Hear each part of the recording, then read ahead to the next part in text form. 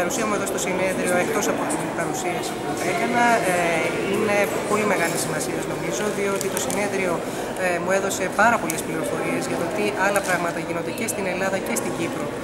στα θέματα της ψηφιοποίησης, και τέτοιου είδους συνέδρια θα πρέπει να γίνονται πολύ συχνά και ίσως να γίνονται και διεθνή, ούτως ώστε και στο εξωτερικό να προβληθεί αυτή η δουλειά που γίνεται τα τελευταία χρόνια στην Ελλάδα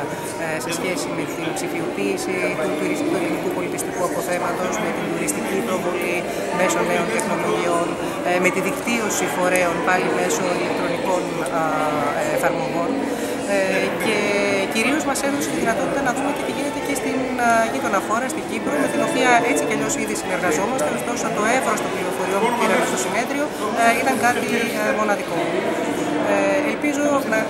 επαναληφθεί και στο μέλλον το συνέδριο αυτό και ελπίζω να έχει και τη στήριξη και των ελληνικών φορέων, του ελληνικού κράτους, έτσι ώστε να μπορέσει όλο αυτό το δυναμικό που έχει αναπτυχθεί τα τελευταία χρόνια και μάλιστα εν μέσω κρίσης και να φανεί σε όλους τους συμπολίτες μας, σε όλους τους Έλληνες και τους Κυπρίους, αλλά να μπορέσει να δειχθεί και στο εξωτερικό και ενδεχομένως να επιδιώξουμε και κάποιες διεθνείς συνεργασίες, οι οποίες είναι κέρυες, και το λέω αυτό επειδή τα τελευταία χρόνια ασχολούμαι και με ζητήματα ευρωπαϊκών προγραμμάτων. Είναι κέριο να υπάρχει σωστή δικτύωση και να μπορούμε να κάνουμε πια έργα σε πανευρωπαϊκό επίπεδο και ίσως όχι πια μεμονωμένα. Μάλιστα. Τι θα θέλατε να πούμε λίγο για το επιστημονικό προσωπικό που υπάρχει εδώ πέρα, για τις δουλειές οι οποίες έχουμε κάνει, τις εργασίες όλες, και πώς αυτό θα αναδείξει την ανάπτυξη και την... Οι δουλειές πραγματικά είναι εντυπωσιακές και μάλιστα είναι πολύ καλό το ότι είδα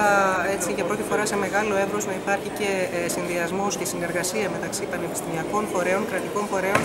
και του ιδιωτικού τομέα. Μόνο με μια τέτοια συνεργασία πιστεύω ότι μπορούμε να βοηθήσουμε την ανάπτυξη αυτή τη στιγμή.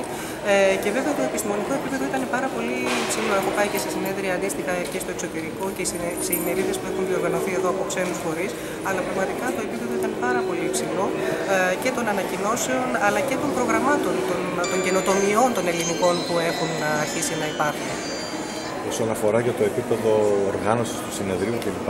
Το συνέδριο ήταν πραγματικά εντυπωσιακό το πώς οργανώθηκε ένα τόσο μεγάλο συνέδριο. Μας έδωσε την ευκαιρία να ακούσουμε πολύ ενδιαφέροντα πράγματα και έχω να πω ένα μεγάλο ευχαριστώ στους διοργανωτές, διότι ήταν άψογη η διοργάνωση επίπεδου ενός διεθνούς συνεδρίου. Σας ευχαριστούμε πάρα πολύ.